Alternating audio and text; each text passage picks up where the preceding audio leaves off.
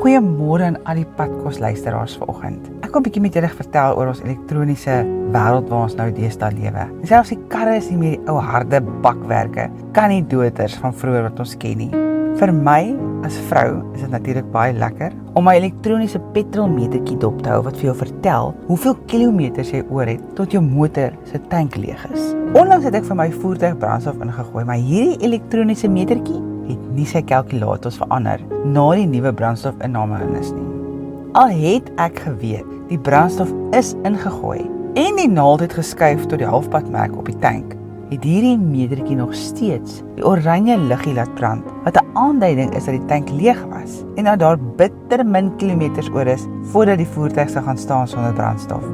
Dit was nogal 'n snaakse gevoel om te sien die petrol liggie brand en terselfdertyd weet ek daar is genoeg brandstof in die tank.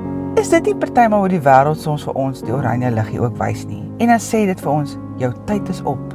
Of jou geestelike tank is leeg, jy's op die afdraande pad. Of daai liggie sê dalk vir jou, jou tyd het uitgehardloop en God sal jou nie hier uit kan kry nie. Maar diep binne in jou weet jy waar jou krag is, waarvandaan jy jou energie kan kry. En dit is daar. Jy weet dit is daar, maar die wêreld met al sy leuns wil vir jou 'n oranje leeg liggie wys. In Johannes 10:10 lees ons waar Jesus self sê, ek het gekom om julle 'n lewe van oorvloed te gee, meer as wat julle verwag.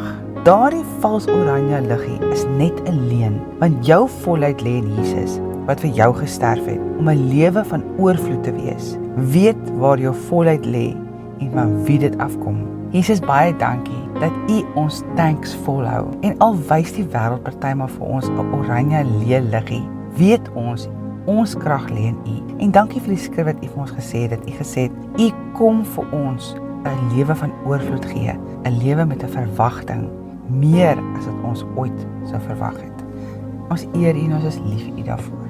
In Jesus naam, amen.